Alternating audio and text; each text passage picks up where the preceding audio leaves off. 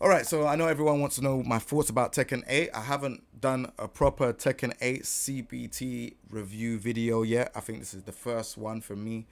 Tekken 8 CBT, I felt like it's amazing. First and foremost, that Bandai Namco are allowing us with this opportunity to test out the game. I know the arcade scene is done, and I know previously their model was put the games into the arcade and allow, everyone to test the games in the arcade and then try and get feedback. Obviously, the arcade scene is not completely dead, but it is pretty much close to dead, right? And obviously they're allowing us to test the game, give them feedback, and they're open to this. They were also allowing people to test the game in certain tournaments, getting a quick test of it. I think it was like it was at the CNT stage, no, probably even before then. So they're allowing people to test it, and it's interesting because they've never done this before, and I'm happy that they're stepping out of their comfort zone to allow people to try out the game in this type of format. Now, if we're talking about CBT, me personally, I think the graphics are amazing for the characters. Even like looking at Raven, the hair textures for Raven, like absolutely amazing. Looking at Azucena as well, she kind of reminds me of like this Fortnite character that does dances and does emotes and stuff like that as well. Like she seems pretty cool. She's more of a fun version of Lucky Chloe. I don't ever want to see Lucky Chloe back in the game again. I think Azucena should take over. I think she's such a cool looking character, and I really like her. Feng as well. Feng was cool, but I think he had a problem with one of the suits, because in one of the costumes that he had, his head looks big. So I don't know whether that was just down to like, a little bit of an error on the CBT way. But yeah, Feng had a big head. No wonder why when he does the crouch dash headbutt, he was so plus. Like his head is big. Do you know what I mean? But yeah, all in all, the graphics were cool. Backdashing seems a bit problematic for King still. I did try out King like very, very quick to see if the backdash has changed, and his backdash hasn't changed at all. And I'm a bit worried about that because I'm trying to figure out, there's characters that's coming into the game. We just had Alyssa being announced, and Alyssa's backdash in Tekken 7, like, we are no stranger that character and Zafina that both got announced today, their backdash is really good in Tekken 7. So I'm wondering, will they have great backdash in Tekken 8? Because that will cause problems to characters that cannot backdash. But yeah, in terms of graphics, the game looked amazing. All the stages are cool. Azucena's stage is really cool as well. I think that's it in terms of graphics. I think the graphics are amazing. I really like them. They're such a big step up from Tekken 7. There's no Tekken game that looks as good as Tekken 8. So I'll give that a 10 out of 10. If we're talking about gameplay now, I didn't get to play all the characters. I think there's a bunch of characters in the game that I heard that are really good. I heard Lily is a very good, annoying character. Back turn stance is horrible, as in like, yeah, she's got so much mix-ups. So horrible in a good way for Lily players. It's in a bad way for me. I'm gonna have to figure out something. Maybe just do heat burst or something like that. I don't know what I'm gonna do. Like, that character has a lot of changes, so she seems pretty fun. I didn't get to play against notable Lilies. However, the characters that I did get to play against, I got to play against Jack, and I think Jack is busted in this game. And Jack has a 10 frame heat smash. Also has a spike combo. So the spike combos usually hit you down and knock you down, and then you can't. In Tekken 7, you used to be able to flip over.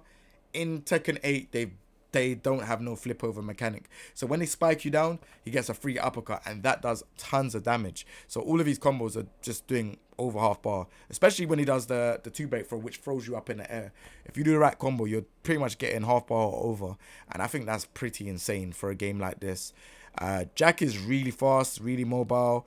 He has from Gamma How, they really want him to use Gamma How stance, and I think like him having like an armor break high and then having a homing mid, that's like, the homing mid is like -10. I think the homing mid should be at least minus 12 or 13. Like, you can't give him like a minus. I think the homing mid is either -9 or 10. You can't. Well, if it's -9, it can't be safe, because he has like a very good high mix up, and then also as well, he has other good mix ups. So yeah, I think Jack is pretty decent. Combos are doing a lot of damage.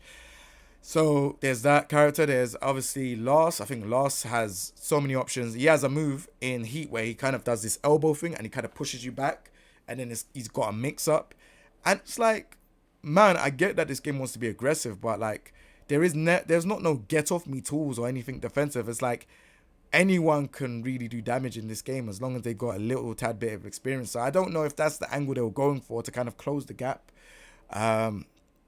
Grey health is still a bit of an issue to me. I'm finding it very hard to kind of manage grey health in this game.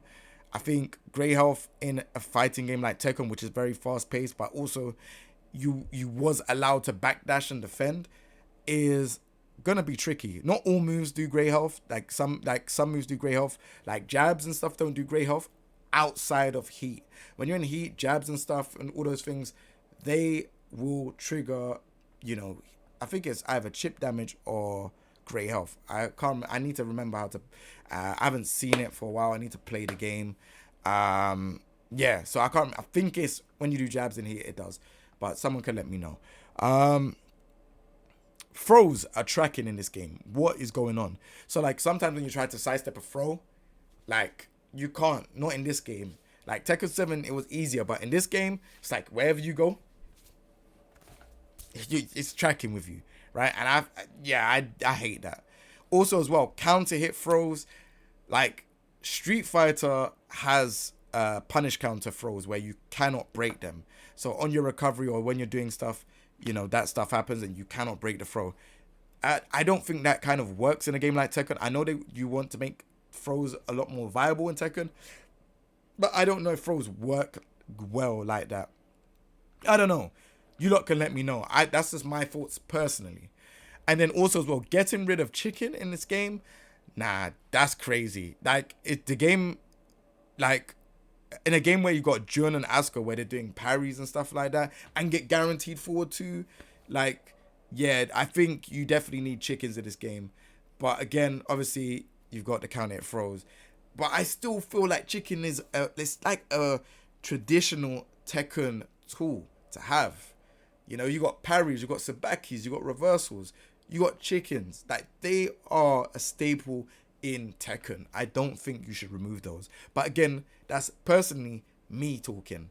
I don't know for everyone else. You lot can let me know in the comment section down below what you lot think, because that's me talk. I think Asuka and Jun they'll give a lot of people problems, just because when people want to do jabs and want to do pressure, that parry is going to come involved, and then you would have to risk doing elbow moves, and it's like, does your character have good elbow moves? Like not every character has good elbow moves, you know, so, or knee moves, because Asuka and Jun can't parry elbows and knees. So yeah, also as well, I think Raven is fun in the game. Like I don't really feel like there's much changes outside of, I think, giving Raven a full crouch sweep, then hit and then a mix up is quite crazy, because yeah, that's gonna be, it's literally a 50-50. Like I can stay on the floor, but then you're still getting guaranteed damage, so it's insane. I think that is a bit tricky. And then on top of it, I think Raven's combos last pretty long. Like they can carry you for far, so I don't know. And then on top of that, the down forward, I don't know if Raven's down forward 1 is 13 or 14, but that punch where he does the down forward 1 and then the clone comes out, I think that's strong. That does a lot of damage. So yeah, they said it's 14. I think, yeah, that move is pretty strong. But then if it's 14 frames, I guess that's the reason why it's strong. Yeah, I think all in all the other characters, there wasn't really many characters that I came across that I got to play that was like really busted. Oh, Azucena's running a knee elbow move. That needs to be duckable or something like that. The second hit needs to be duckable, or maybe, I don't know, less plus, because it being +5 like that is absolutely insane. Especially with all the stuff that she has, the parry, the kind of, not parry, but the evasive mechanic that she has in the game. But that's gameplay. Now, if we talk about like certain modes now, so we're going to talk about Fight Lounge. So with the Fight Lounge, I felt the Fight Lounge was good, but in the main game, when it comes out, you're going to have way more lounges for people. Like Africa can't have 3 lounges. But again, I know this is CBT, so I am not going to say, oh, you need to, because you probably have this in mind. But if you don't, this is just to make sure that you know. you need to have way more lounges, because in Street Fighter there's a lot of lounges. In Tekken there needs to be a lot of lounges, because when that day one release happens, there's going to be a lot of people playing, myself included. The squadron here are going to be playing, loads of other people and their crew are going to be playing. So you're going to need to have a lot more lounges, right? On top of that, the way how you do head-to-head is very hard, because when I was trying to get into fighting some, like my friends and stuff, we had to try and find like a lounge that wasn't like, wasn't fully booked. You know what I mean? Like, it was hard. So, I don't know what ways you're going to tackle this. Like, maybe we can kind of like find each other and not have to use the lounge. Maybe that's what's going to happen outside of, the CBT. But I definitely think there needs to be a better head-to-head options. Now, do I think the Fight Lounge looks beautiful? Absolutely. Captures the arcade atmosphere that I grew up on before I became like, online streaming content creator, right? It captures it beautifully. Like, you go, you see who's around, who's coming to the arcade, who's playing. That is the atmosphere of the arcade. It always used to be that way. When I was younger, going to Trocadero, and I was like, okay, who's going to be at the arcade? I don't know none of the guys. Like, the Cobras, Dinosaur, ATM, all these people, Reinhardt, these people, I didn't know them at the time, but these are like strong players that went to the arcade. Then other people playing other stuff. It really felt at home to me, and I'm really, really happy that they done something like this where it showcases the arcade format of, what the scene used to be. So I really like it. When I saw the Fighting Dojo, it does say that you can do online practice in that dojo, but it also said you, like, later on you will be able to play with your friends. So I think there might be an online it might be an update where we can play with friends and train with friends. If they do that, that would be absolutely awesome. But we're talking about the CBT here, and from what I saw, it was really good. I really enjoyed it, so thank you very much for that. All in all, the online is the next step we're going to talk about. I don't think the online was that great. There was some situations where when you win the last round, like, it kind of lags or kind of like freezes a tad bit. I was having those issues. Sometimes as well, like, ranked wasn't like smooth and stuff like that.